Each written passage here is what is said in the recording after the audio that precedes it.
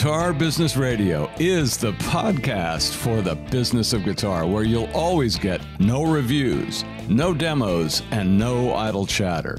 From players to CEOs and in between. If you have a professional or business connection to the world of guitar, this show is your window to insight and information you won't get anywhere else. I'm Jeffrey D. Brown, and I approve this message. So let's get to it. From Guitar Business Media, welcome to episode 39 of GBR. Thanks for joining us on the show where we get somewhat serious about the business of guitar, but manage to have fun doing it. And just as a side note, today is Election Day in the United States. It's probably over by the time you're listening to this. In fact, it's definitely over. But I don't know at this moment what the overall outcome is going to be. I just hope it's not as bad as either side is predicting if they lose. But I guess we'll find out. Whatever happens, I doubt there will be any immediate effect, other than maybe in the stock market. We'll see. In any event, my only big hope is that somehow we find a way to rise above it all and get to a better place. But I suppose that's just going to be up to each of us individually. As in the words of some famous guy, be the change you want to see in the world. I wonder what that would look like if everybody started behaving that way. Hard to imagine. And that's about all I have to say about it. The good news is that we have a great show for you today. Our special guest is the president of Supro and Pigtronix, David Koltai. He's got an in-depth backstory for us on how Pigtronix was developed and what led up to the acquisition and successful relaunch of the Supro brand, which had essentially been off the market since its demise in 1968 or so. It's a fascinating and very engaging story I think you'll enjoy. And be sure to stick around after the interview for our highly anticipated Back of the Show segment, where we do our wrap-up and analysis and try to glean some of the interesting and relevant aspects of the interview and what lessons there may be for the rest of us. Plus, I may throw in something totally unexpected that may cause you to wince, squirm, rejoice, laugh, or something even more provocative that, of course, I can't mention on the show. Either way, it's usually worth hanging in for a few extra minutes, especially if you made it through the entire interview, which I understand many do. If so, that's a good thing. And speaking of which, I see no reason not to move right on to something completely different. So David Koltai co-founded Pigtronix with a good friend of his back around 2003 and has built a successful pedal business with many wins along the way. But things took a very positive turn in 2014 when the company acquired the rights to the legendary Supro brand, and that has catapulted them to an entirely new level. There's definitely a lot to talk about as David Koltai joins us right here and right now.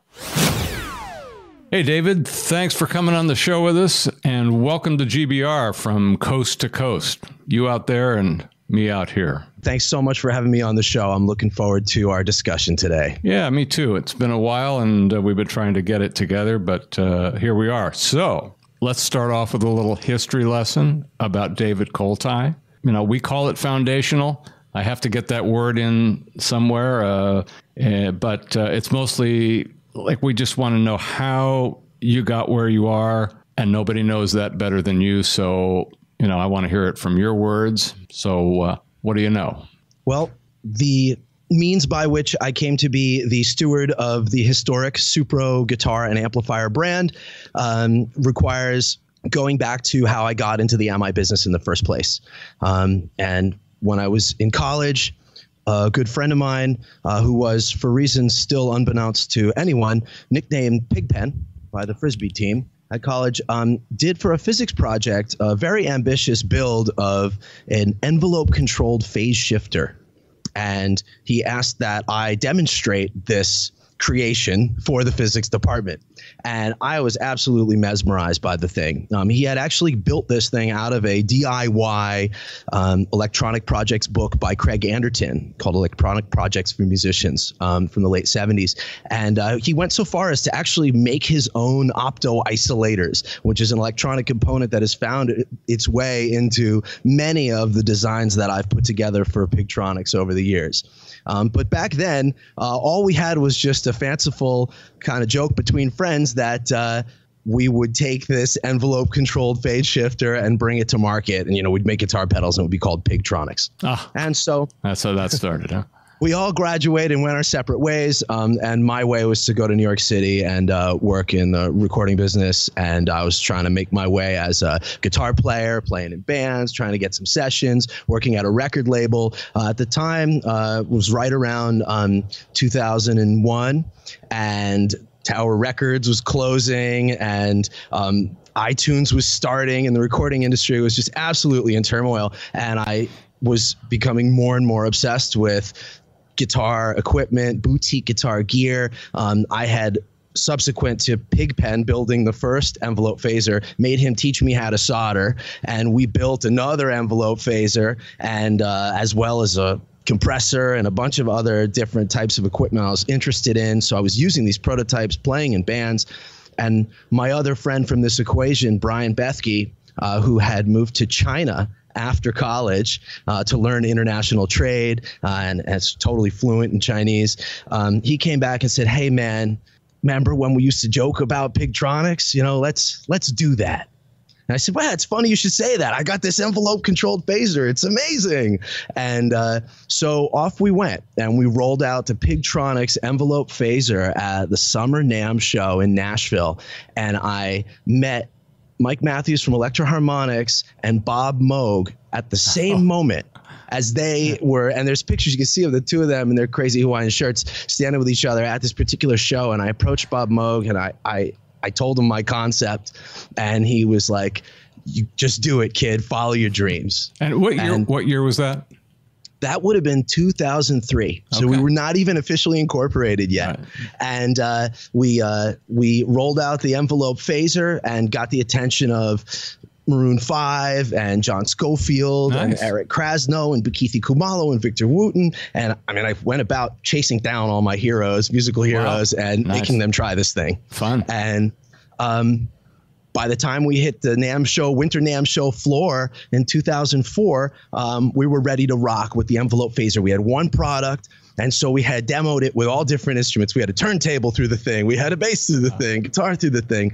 And it was at that show that I met Bruce Zinke, who, unbeknownst to me, was the owner of the Supro trademark. And Bruce Zinke was a Fender custom shop amp designer. He was the first Fender custom shop amp designer, and he followed Paul Rivera in the legacy of Fender that went in the transitional time from red knob amps of doom to reissue cool things from the 60s. Yeah, Paul's a guy from way back in our past, and we did some in our early company back at the end of the 70s and early 80s. We did a couple of joint ventures with him, and when he was a very young guy, and we were all extremely young at the time. But Paul's had an interesting life. A lot of interesting stuff there out of that brain. Well, these tube amp design characters certainly have been some of the most intriguing people I've worked with over my many years, as have been some of the other pedal engineers. So I met Bruce Zinke, and I had no idea what that was going to portend later in time. And around the same time, I was introduced to a guy named Howard Davis. Howard Davis was the head of engineering and pedal design at Electro Harmonix from the late 70s into the early 80s. Their heyday, you would say, of futuristic analog pedals from back in the day. Howard's first design for them was the Deluxe Memory Man. It was analog delay with modulation, made famous by U2 and the Police. And that's a landmark pedal. That's his first thing he designed right out of Cooper Union. And Howard became my guru and my mentor. And I worked with Howard over the course of 10 years from 2004 up through 2014, designing a whole range of guitar pedals for Pigtronix with the core mission of creating futuristic analog technology. Okay, we live in a digital world. To say that the future could be analog is as crazy as saying pigs are going to fly. right? Well, I love Pink Floyd, and I'm here to tell you that pigs aren't just going to fly, they're going to outer space. So hence, Pigtronix, futuristic analog technology. The company emerges right at the time when digital modeling is absolutely taking over the industry, and the larger companies are totally focused on that. And then you've got these boutique builders like Fulltone and Analog Man who are doing super high quality hand-built recreations of classic analog effects, while the big guys like Roland and Line 6 are doing digital replications of classic analog effects. And I'm going, there is nobody around here trying to push the dialogue forward, futuristic analog pedals, to pick up where Howard and a lot of left off in the early 80s with the advent of microprocessors and the DX7 and all the DSP, and everybody started focusing there, and it starts culminating in this digital modeling of classic analog stuff. Why not go as a niche company with a much smaller budget than these big guys and try to do a few things that are not being done?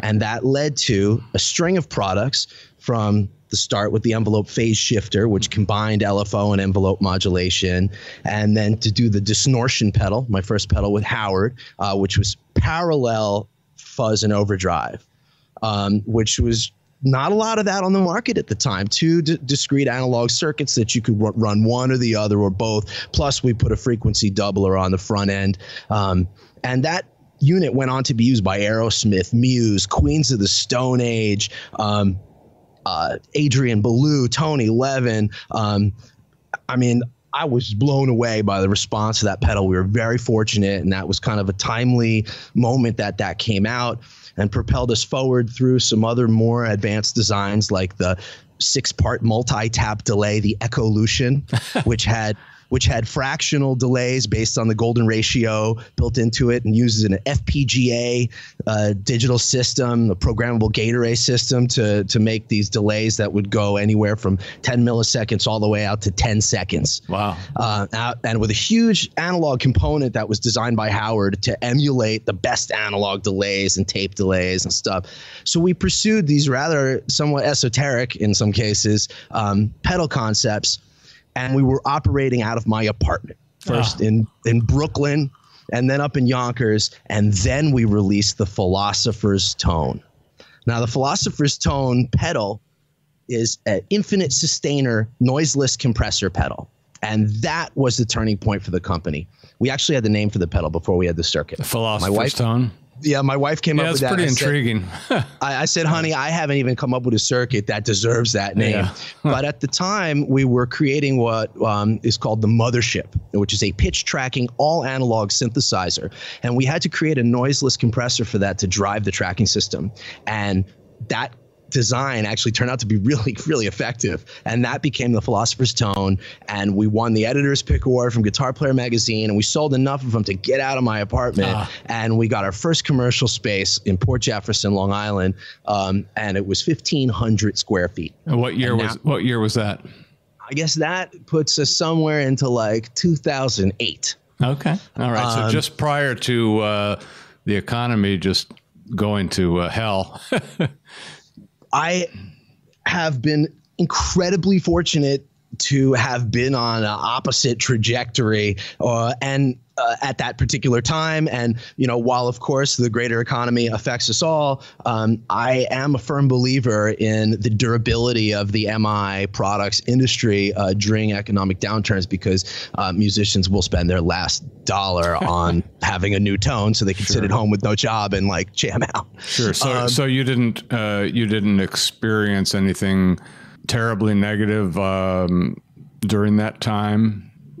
Which I sort of consider 2008, 2009 or so, which is kind of when things for a lot of companies and at least other industries for sure, and certainly some in this industry, were affected. But you're essentially saying that you didn't have anything significantly adverse?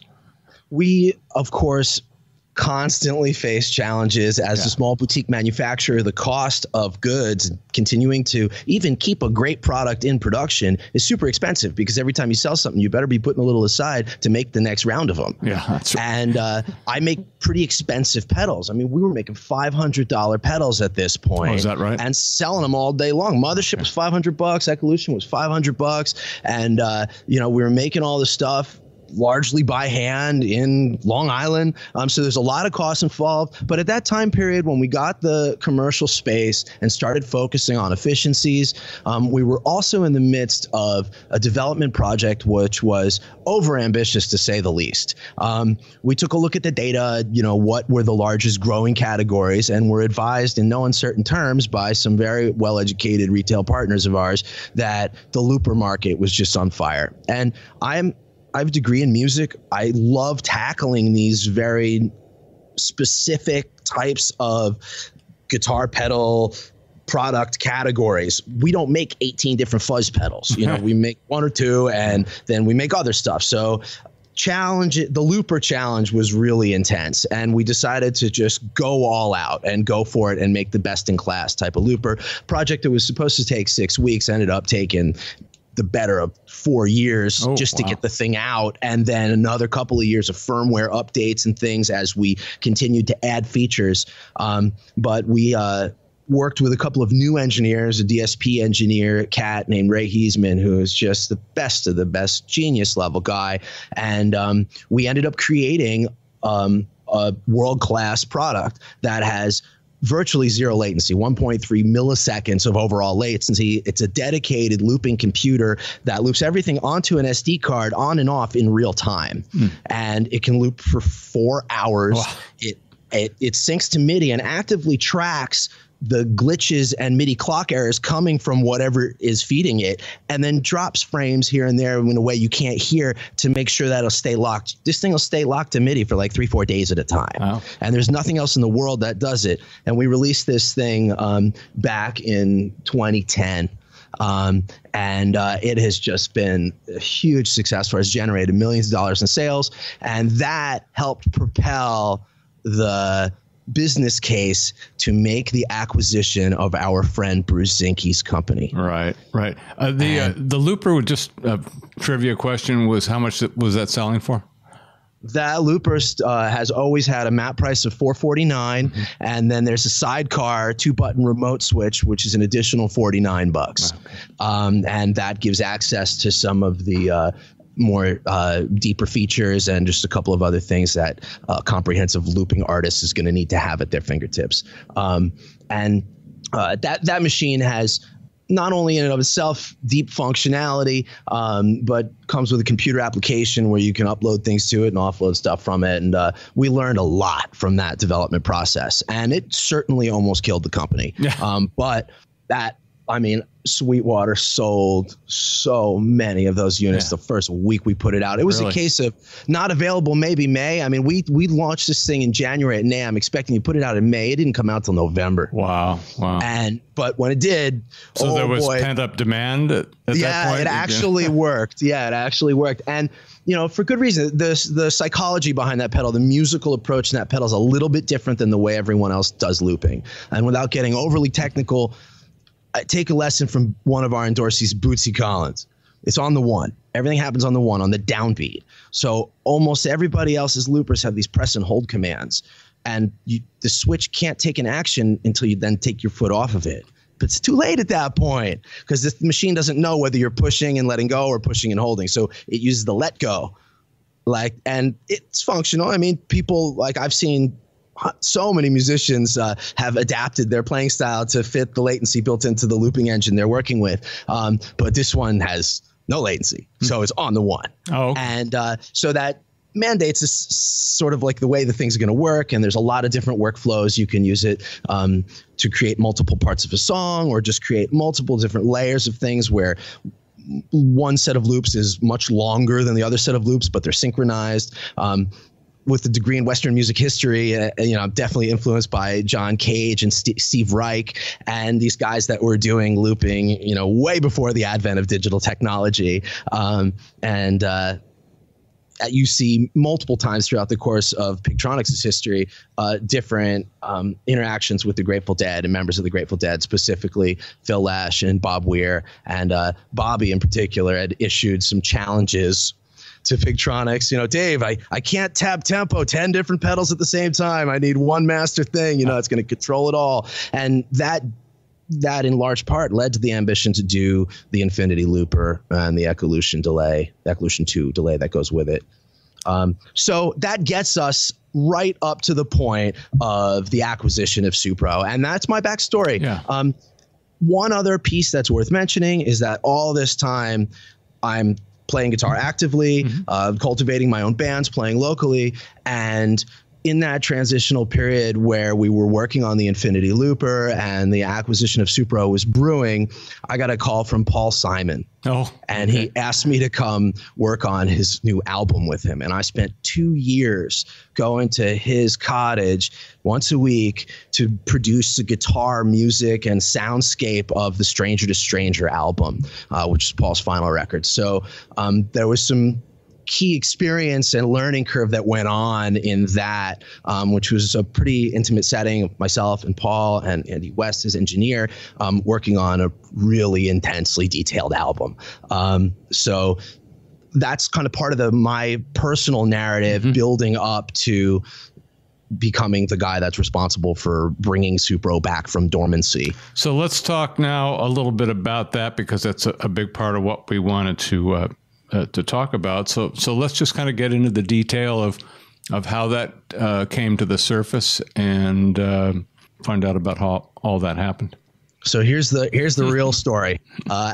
Zinky's a NAMM friend. He's my best NAMM friend ever.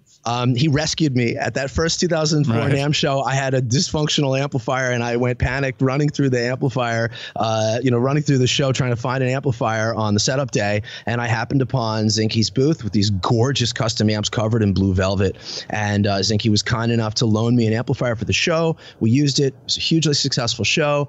And I met Zinky at the end of that show, and we became buddies. And like many of the mentors that I've been fortunate enough to have in this industry, well, when I get an idea in my head, I'd call him up. We'd talk about stuff. He's into all sorts of different things. Zinky's the guy that makes those little cigarette pack smoky amplifiers. Oh, yeah. And that was his bridge away from this work at Fender into owning his own entity. And he acquired the Supro brand name, registered the trademarks and relevant product names that were historical Supro things. Who did he get that from? Well, is that a question I wanted to ask, or that is a story for another time? Okay. We'll have to bring you back for that one. Yeah, that would be good impetus. I even would have to do some research. I will be happy to address the historical legacy of Supro briefly on this interview. And let's just say that Bruce is a very smart guy and was a little bit of luck, a little bit of timing, and a lot of know-how. And he was able to get Supro in a position where some of the industry insiders were aware that somebody on it, something was happening. He was making some product that had the Supro name on it so that those various names like Belmont and Dual Tone and Thunderbolt and things like that would be able to be registered, because you have to make something and sell it. And Bruce could make anything. I mean, the guy has a truck that runs on propane. So there came a point in time where he calls me up. He says, Dave, I don't want to do NAMM.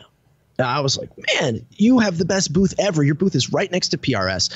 Tell you what, let me pay for the booth. I'll run the booth. I'll sell your amps for you. And at that point, it was some Zinky branded, some Supro branded, and it was a little bit of a hodgepodge. And everything had Fender power amp style stuff. It was all Class AB. It wasn't really genuine Supro. And so we did that year, and it was successful. I sold some amps for him. Then the next year we sold kind of a few less. And then the year after that, we sold like really not much at all. And then Bruce comes to me and says, Dave, you didn't sell anything. That's kind of a problem. And I said, well, nobody Wait really a minute. wanted You to buy said it. you thought you sold stuff, but he didn't think you sold? No, we were selling some Supro gear out of the booth that we were sharing with Pigtronix at NAMM. And I was just kind of being there to represent Bruce so that he didn't have to come to the show. Got it. And this is well before we acquired the Supro name. Right. And we didn't sell a whole lot because the customers wouldn't always get their stuff in a timely manner, and it wasn't the right product mix. It just wasn't really a thing. There were no press releases, or really, it just wasn't fully together yet. And at one point, we sold like nothing at an NAMM show. And I told Bruce, well, nobody really wanted to buy anything, though there was some expression of interest in purchasing the brand. And this had come from a retailer. Said, I don't want to buy a Supro from you. I want to buy Supro from you. And I said, well, this guy's one of the smartest guys in the industry. I really ought to listen to that. And so we asked Bruce if that would be cool if we just sold the brand for him, since we didn't really want to sell amps that he was or maybe sort of wasn't making. It wasn't really a thing yet. And he was like, yeah. And I started doing the research to figure out how to pitch this properly. And it just was so clear to me that this was the opportunity of a lifetime. So instead of selling it to this retailer, we bought it for ourselves. Right. And along with the contract to purchase the rights to the brand and all these other product names that came with it, we also partnered with Bruce and brought him on board. He's one of the greatest living tube amp designers and a great friend.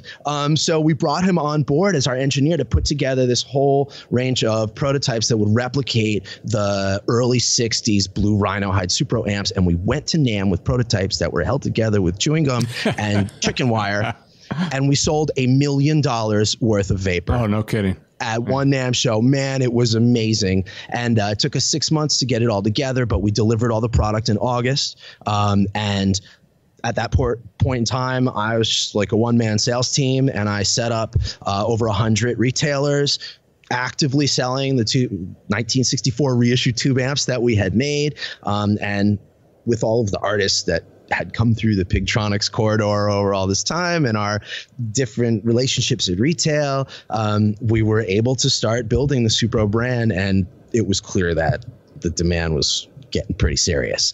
And at said time, Fender decided to sell KMC to Jam. And in times of great disruption, comes great opportunity. And so 1 year after we started delivering product, we were able to leverage that situation, and we acquired a 36-person sales team effectively overnight. And there was some restructuring, and the people that were selling Marshall were then moved to a different team. And now all these guys that were formerly selling Marshall, now Supro is the new tube amp focus. And those guys took it and absolutely ran with it. And shortly after, we put out the Black Magic. And without going into the entire history of the Supro brand, let's just say the most famous usage of Supro is Jimmy Page using a modified Supro amplifier to record all of the guitar tracks on Zeppelin 1, and then going back to this same original amplifier, plugging in a Telecaster and playing the solo to Stairway to Heaven. Oh, okay. On the same rig, and attesting to it in Guitar World magazine. And, that is the ultimate Supro legacy and legend. And it's ironic because the year that happened, that he recorded Zeppelin 1, 1968, that's the year the brand went out of business.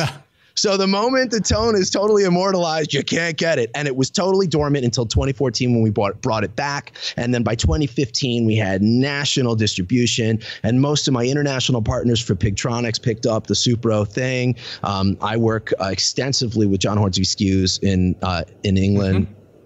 To do distribution throughout most of Western Europe. And those guys are amazing and have equally mentored us at the ways of how to go about this responsibly and continue the growth. And so we put down 40% per year growth for 5 years. Wow. And it was a very intense ride. And in the course of this, it was not without a plan. I mean, we started with the 1964 reissues, which culminates in a new style of amplifier, the Black Magic. We've done now multiple different amplifiers using that type of cosmetics and build construction and circuit board topology that was developed subsequent to our initial offering. So you've taken it well beyond the reissue replica kind of approach to it now, with developing a standalone framework for the line that kind of takes it beyond just being something from the 60s, right? Well, we find that if we stray too far from the essence of what makes Supro cool to begin with, then we don't hit the mark. But if we really distill what made each aspect of the huge variety of Supro products that were made back in the day, what made each of them cool, and really get to the nut of it, then you have something special.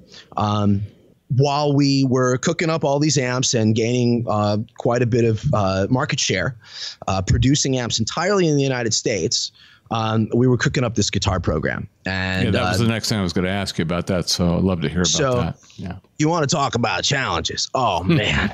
So we spent 3 years making prototypes of guitars, even bringing groups of prototypes to the NAMM show to just get customer feedback. And we never actually, in that process, quote unquote, launched the guitars. We were just showing them off and trying to get from what was a Supro-like object to what is genuinely, feels, smells, looks, tastes like a Supro. And when you play it, you go, man. Well, I'm trying to remember back. I mean, it's been so long, but were there, and refresh my memory, were there Supro guitars way back, or is this something that was? Supro is the original electric guitar company. I mean, there's Supro electric lap steels going back to 1935. Okay, that's what I thought. Supro made guitars by the thousands throughout the guitar boom of the 50s and 60s. And I never owned one though, but I just and I was there later in the 60s, though. I had some other of those off kind of strange brands that were out there that some of them have come back now too. But yeah, I had a sense of that, but didn't have a clear vision of it. But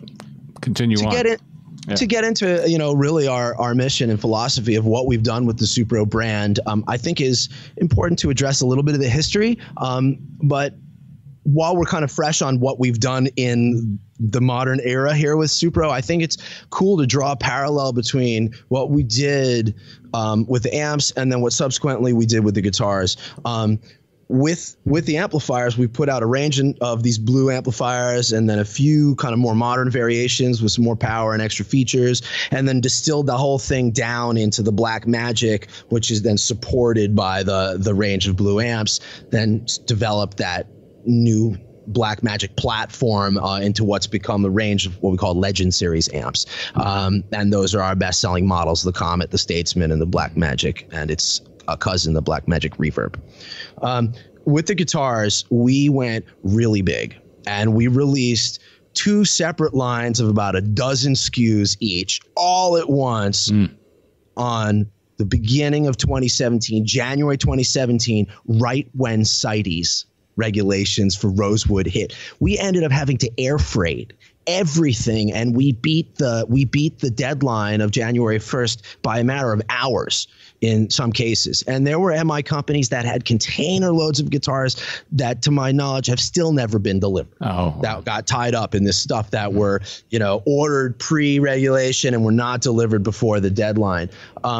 We sold a huge amount of guitars out of the gate, but because we were selling so many, we anticipated sell-through that did not materialize. And by the time we realized that was the case, we had taken delivery of another few containers of guitars, plus 12 new SKUs of short-scale basses, plus 4 new SKUs of left-handed electric guitars. And just completely overloaded ourselves and our distributor in a major fashion. However, we figured out a way to put thousands of guitars into the hands of guitar players over the course of the holidays during 2017, and then rolled out the David Bowie limited edition dual tone guitar, which is a replica of the guitar that David Bowie customized and played on the Reality Tour. And that guitar sold out in 2 days. And again, took 6 months to get our hands on the stuff, and then we delivered it to everybody. Meanwhile, those basses that we ordered and went too big on, total hit. Won the Premier Guitar Award and has totally sold out the entire first run. 12 SKUs. I mean, something like 600 basses sold out first round. Reordered basses, sold those out, reordered another round. And in the midst of all of it, oh yeah, we ordered 4 baritone SKUs as well, and now those have become like core line items. So I think the world can expect a fairly dramatic unveiling of some new Supro guitars at Winter NAMM that are based on a tremendous amount of customer feedback, both end users and our retail partners. And the 2019 collection of Supro guitars is downright stunning. So we've learned a lot about instruments, and we've sold a tremendous number of guitars in the past 2 years. And it's really fun because I use my amp, but I play guitar. And we make the pickups. We make the original Supro pickups from the early 50s. That's the core voice of these things.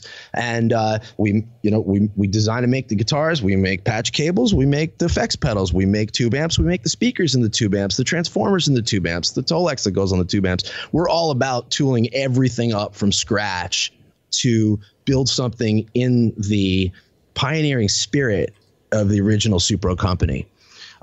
Which, if it's cool with you, I'd love to just take a moment to talk about that in a nutshell. Before we move on to the future. Sure. To truly understand the Supro guitar and amplifier brand, you actually have to go all the way back to 1917 and the Dopiera brothers, who own the Dobro Guitar Company. Well, the two brothers had a disagreement about this thing called an electric guitar pickup that had been invented by their friend George Beauchamp. And this was such a severe disagreement, with the younger Dopiera brother believing that this is the future of the MI industry, and the older, more traditional brother saying, absolutely not. This is not the direction we're going to go.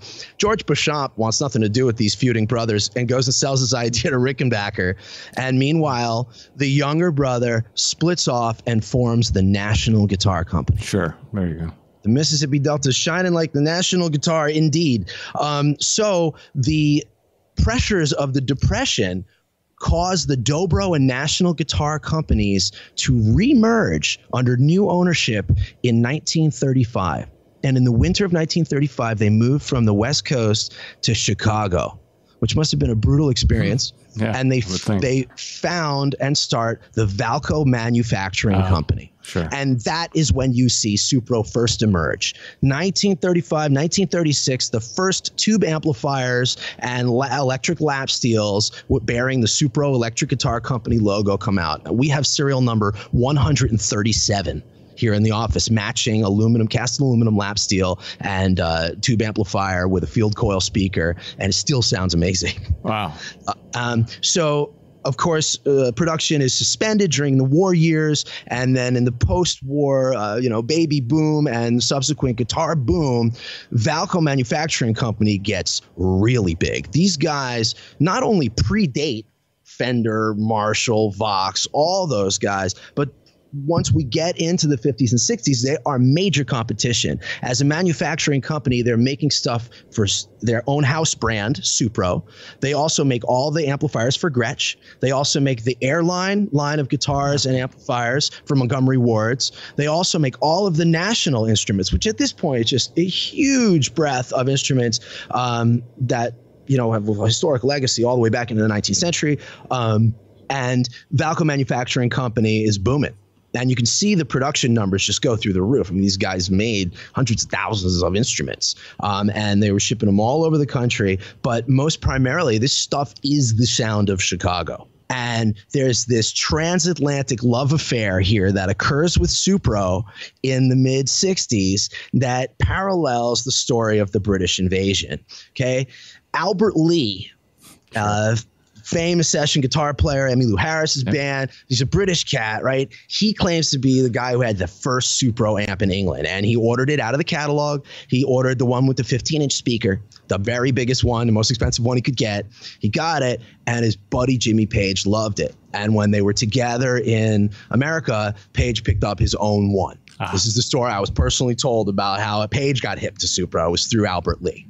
And, of course, there's this thing that's going on where the Yardbirds and Clapton and Beck and Page and all these guys are inspired by Muddy Waters and the electric blues that had been coming out of Chicago and coming, particularly out of Chicago area in the 50s and then into the 60s. I mean, Muddy Waters, Live at Newport, 1960, cited by Hendrix, Dylan, the Rolling Stones as absolutely seminal, taking, the blues electric and basically inventing rock and roll. When the white country music meets the black R&B and blues music, and we get this moment in time where historical American original art form emerges, and in parallel with the Brits, and the Brits take that Chicago influence and come crashing back over here with their raucous behavior and loud guitars, and rock and roll is born,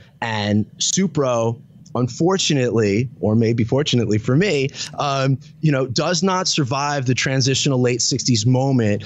Leo Fender sells Fender to CBS, and that's in 65. Supro is merged in 1967 with the K Instrument Company, which was an insolvent entity, and poof, by 68, it's gone. Yeah. And Supro becomes the sort of secret weapon studio tool, whether it's the little 5-watt, 1x8, one knob amp that you see on the CD tray of the latest Rolling Stones record, Blue and Lonesome. You pull up the CD, all there's just a picture of a Supro amp mic'd up. Whether it's that little guy or the mid-power stuff like Page was using, or the high-power Supro Big Star that Sotheby's sold that was Clapton's for something like $25,000.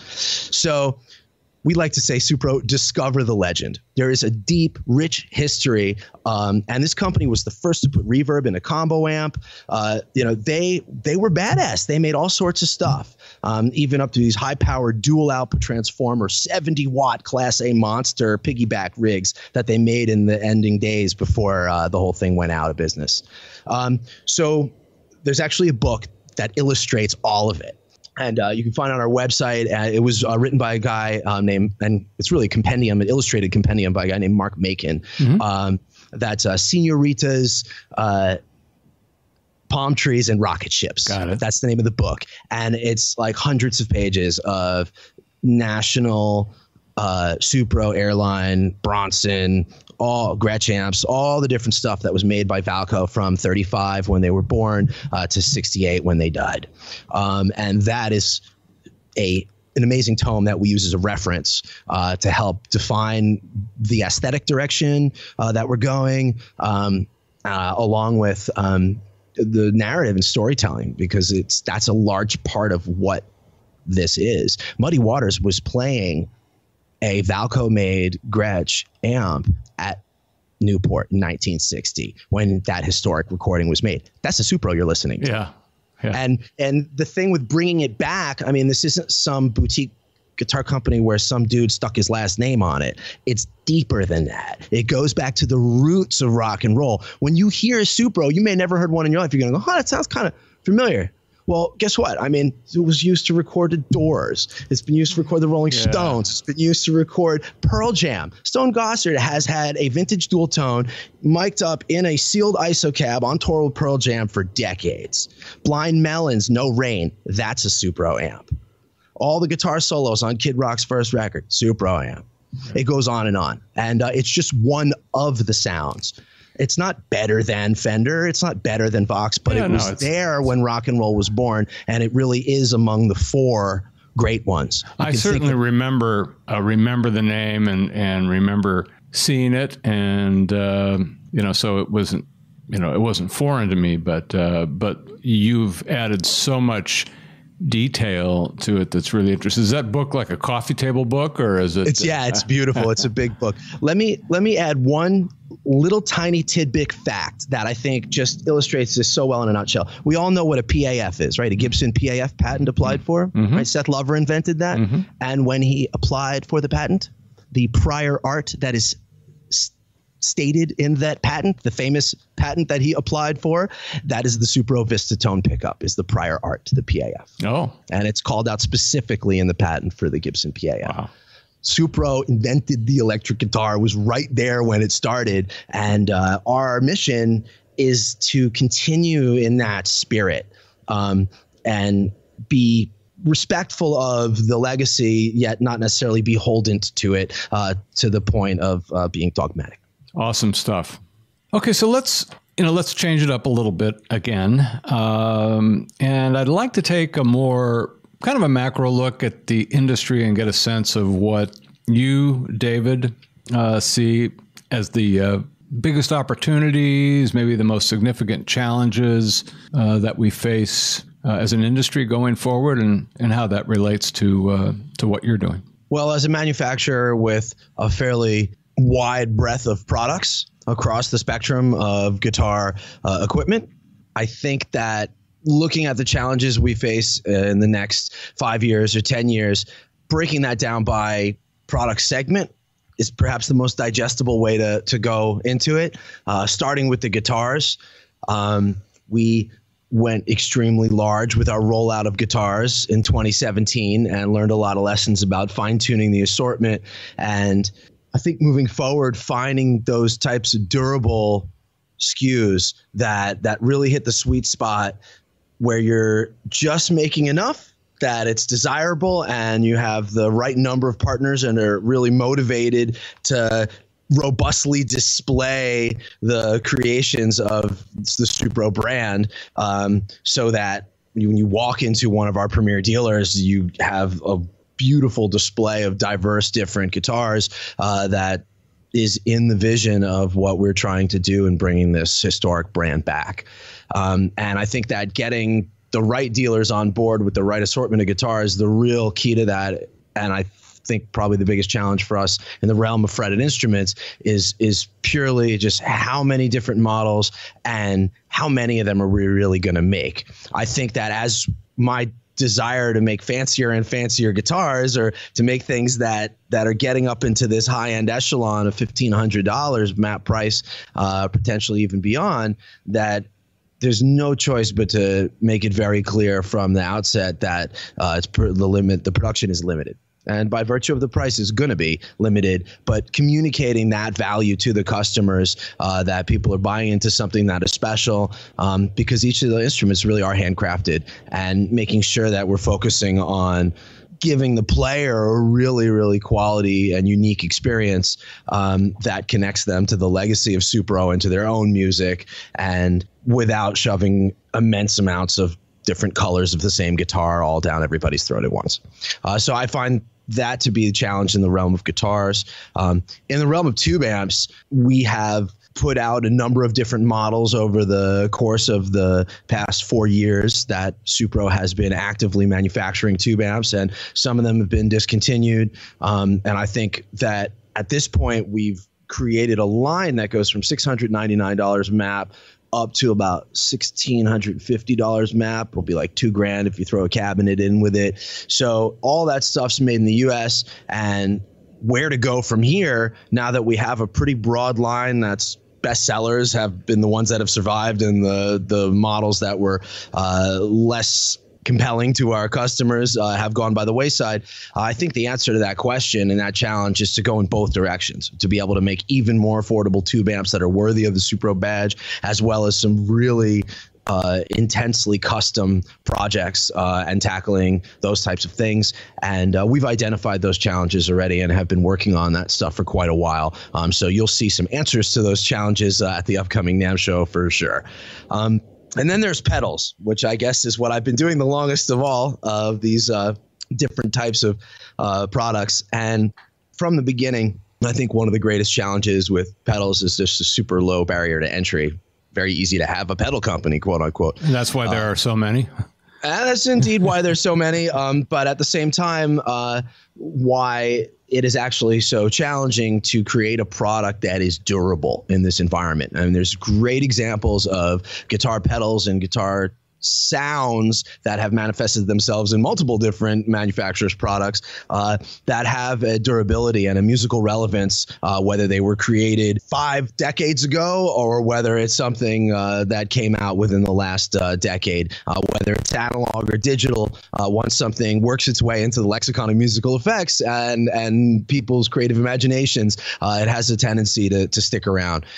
So playing a role in the development of those things and continuing to develop products that can have a durable presence in the marketplace, that fall within the ethos of the brand, and keep the vision of the company and the motto for Pigtronix of futuristic audio technology, keep that moving forward in a positive, growing direction. And in the realm of Supro, to bring something unique to the world of stomp boxes. Supro does make a range of stomp boxes. We're about to release an analog delay pedal that uses a brand new recreation of the original high voltage MN3005 delay chips.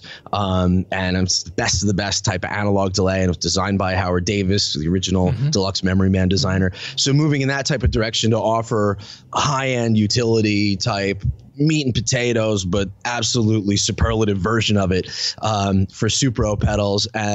and to create really some classics. We have created 4 pedals for Supro so far up, and the delay will be the 5th. The drive and the tremolo that we do are unique in that they have transformers in them, and those are the ones that sell well. We've struggled with the boost and fuzz units, even though that in and of themselves are great pedals. The way we build them is so premium and they cost so much that people are less compelled to buy them versus the drive and the tremolo units we make, which have this very forward-looking characteristics of actually amp design topologies forced into pedal format, including output transformer and all that jazz. Let me just a quick interjection, because I was going to ask you about the Supro pedals and the Pigtronix products, and it doesn't appear that there's any conflict there or any competitiveness, or how do those two things relate? I mean, same company or same ownership? And there's a very distinct direction that I was just addressing for Supro pedals, in that Supro is a classic rock and roll brand. And what needs to happen with the Supro pedal is to deliver that premium experience where the pedal does just what it needs to do. I have, in the pioneering spirit of the original Supro brand, thrown in the ability to have expression pedal control over critical functions in all of the Supro pedals as a theme. But the Supro pedals are constructed in a different fashion than the Pigtronix pedals. They use different materials, and they're all hand assembled in the US, and they're $200 and up. Yeah. Whereas the Pigtronix pedals, we started by making these rather large format pedals, which, as I had mentioned earlier, for years are selling in the $500 range. Pigtronix I've always viewed as a technology company and a music technology company, and the focus for us in the past 4 or 5 years has really been to shrink those designs and keep the same high headroom, low noise analog sounds and really kick-ass, futuristic, interesting approaches to guitar processing as much as possible in the analog domain, and shrink all of it, not only in the physical form factor, but also in the price point. So right now we've been going through all of the designs that Pigtronix has issued over the past 15 years and picking out the best elements of them and trying to bring that into a form factor that's even smaller and smaller, with less controls on the surface, but hopefully the same depth of sonic experience and type of performance that you're getting out of the pedals, which we created years ago, which of course have been played by many, many of the world's largest musical acts. So leveraging the history of what we've done and all the original circuits we created. I mean, I probably gave an inkling of this before, but it's very important to make the distinction between Pigtronix and many of our contemporary pedal companies, where we didn't just grab a bunch of stuff off the internet and claim it was original. These are all original designs, mostly by myself and Howard Davis, who's one of the greatest analog pedal designers in the history of analog pedals. There's some deep stuff going on. And if you want to learn more, you can just go check out the information on the website and stuff, and it goes into it. Sure. But any given category that we've tackled, from rotary speaker simulation to multi-tap analog delay, whatever we've gone after, it's generally been a fairly niche and specific type of arena we were trying to enter Pigtronix into that was ideally unoccupied by the majority of the other companies that make stuff.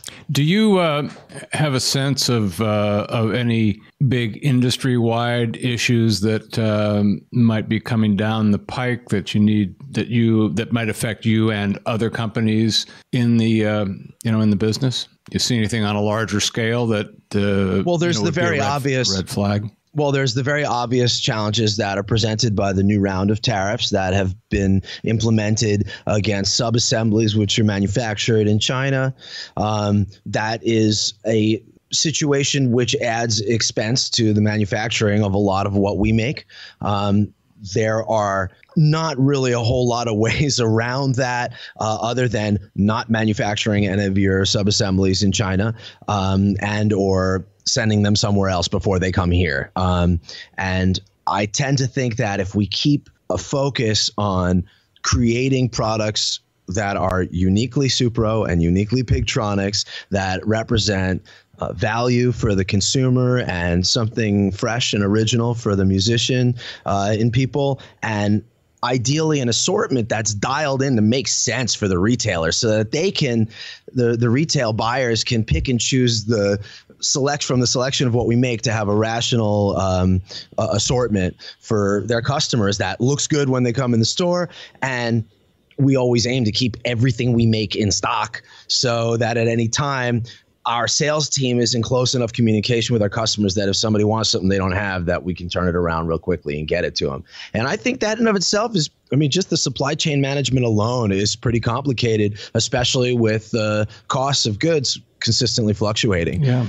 But the development, there's always things changing in a fluctuating environment. Pigtronix now has access to componentry that is so much smaller and in many cases more affordable, but does the same thing that what we had 10 years ago did. So I can actually get a product that is 1/3 the size and half the price out, and it still sounds great and is worthy of the trademarkable names that have come along the line, such as Ecolution or Mothership or Roto. And that's potentially good for margins too, I would think. Huh? It's difficult in the sense that you have to sell a lot more of them when the price of the end user price goes down and down. But I think if you make something that is relevant to musicians and inspires people, that sky's the limit. Yeah, well, I mean, of course, we've proven it time and again. Cutting costs and not necessarily having to lower prices is also good for the bottom line, I would think, too. That is unfortunately not always the way it works in such a competitive environment. Yeah. I think that offering value to the customers, margins to the dealers, and still having the wherewithal to run a healthy business and a design sensibility that results in durable SKUs, which can over time give retailers the option to cycle what they carry. Not every dealer is going to be able to carry everything we make from Supro and Pigtronix. It's unrealistic to expect that of anybody except the largest online retailers. However, I go to guitar stores all the time, and I'm always excited to see what's new, what's on the shelf, and try stuff out. And with the huge assortment that we make for Supro of short scale basses, baritones, different fretted instruments, guitar pedals, 2 different lines of handmade tube amplifiers.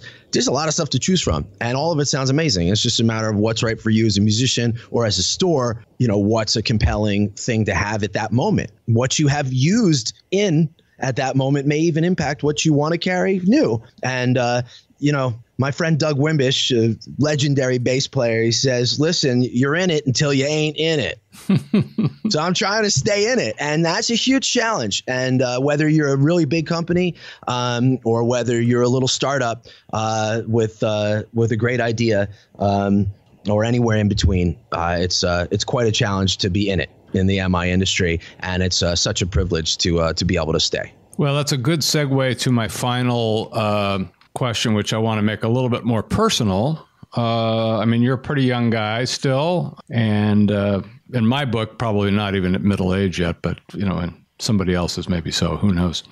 But I'm interested to know about some of the bigger things that you'd like to see yourself doing in the future, and how that might also affect your business.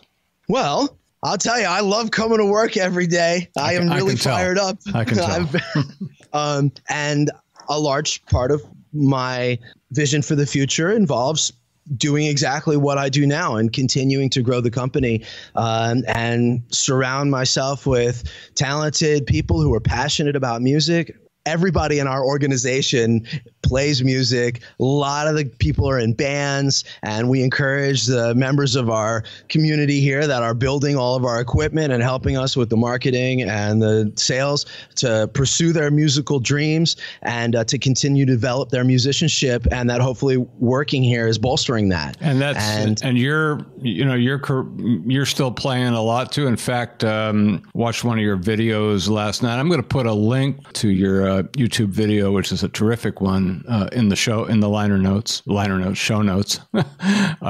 so people can click into it. But good stuff. Well, I'm still gigging and writing music, and I have 3 children, so being a good father is also important to me. And I think that if we continue along the path that we've been going on, that there is a tremendous runway for growth for Supro as well as for Pigtronix.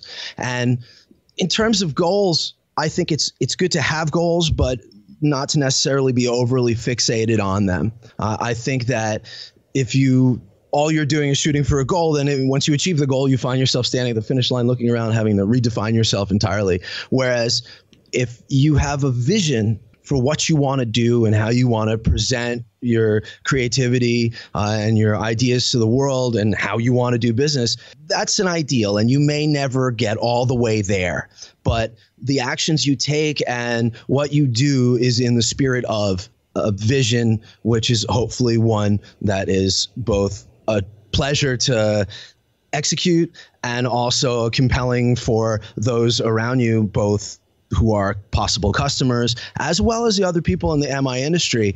I have been the very fortunate beneficiary of mentorship from not only my designers, Howard Davis and Ray Heisman, but also some of the other titans of the guitar industry, like Paul Reed Smith and Michael Ciravolo from Schecter, and Cyril Lance, the head designer at Moog, and the list goes on and on. There's a lot of people who have profoundly influenced me with their generosity, intellectual generosity in this industry. And the same goes for the people that run KMC and JM Industries in terms of the gaining an understanding of how the business is done on a larger corporate level and the things that truly drive profitability and how to conduct ourselves in a way that compels people to want to continue to be our partners, and what are the best practices. And, certainly Phil Rich and Matt Duncan at Sweetwater have time and time again pointed me in the right direction and advised us about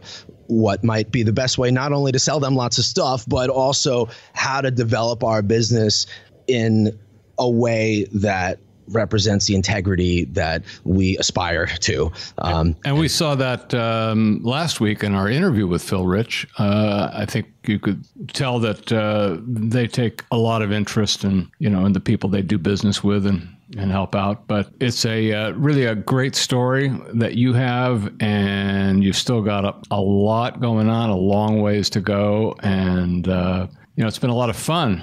Very informative, very educational, a little bit inspirational, all the things that we try to accomplish here on this show. So I'm really grateful that you took the time to come on the show, and I hope we can chat again down the road and kind of see what's transpired, maybe like a sequel or an update or something. Well, Jeffrey, thank you very much. It's been a pleasure. I would be more than happy to chat with you again on this or any other number of subjects that might pertain to the music industry. I think this radio show you're running here is totally unique and super cool. And I do think that if there's one last thing I could say here in this interview is that I didn't do this alone. And most importantly, my business partner who I run this with is my best friend. That's nice. And that is a major part of what makes it so fun. And to continue to run a company of this caliber and, with the idea that there's potential for growth, I mean, that's what it's all about. And so to all those kids out there listening, reach for the stars, young man. Reach for the stars. And that's a perfect way to go out and leave the stage. So again, thanks so much, and we'll talk soon. Have a great day.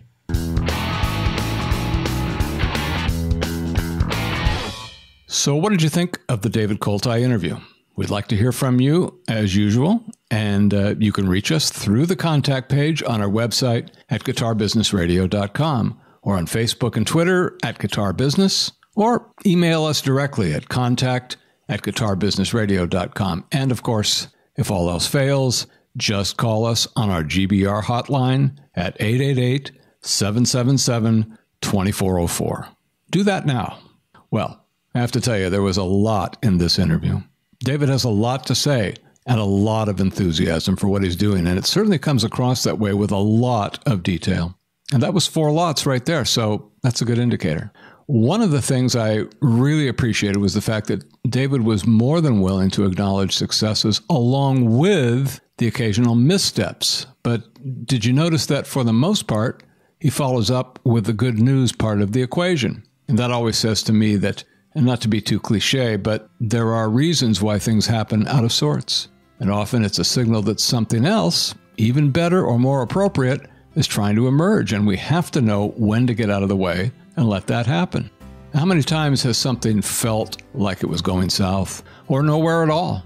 And being so invested in a particular path or outcome, we try desperately to mitigate or fight, and we end up exacerbating the situation we're trying to fix. That's a word I haven't used in a while. Exacerbate. Well, I know I've covered this many times, many ways.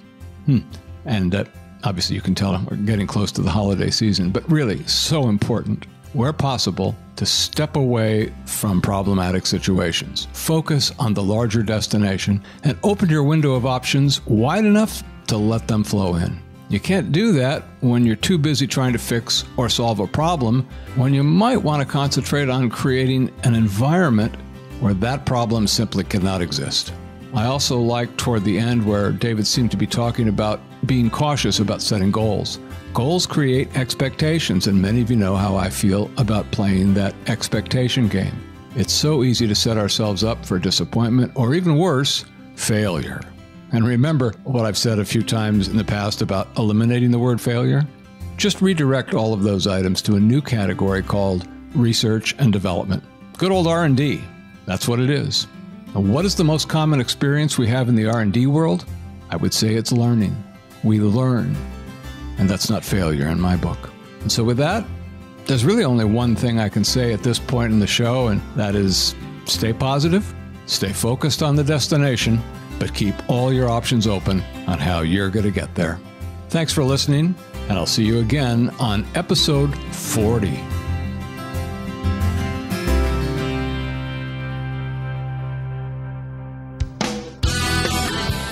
And that's it for this episode of Guitar Business Radio. Thanks for being with us. You can stay tuned and stay in touch at guitarbusinessradio.com.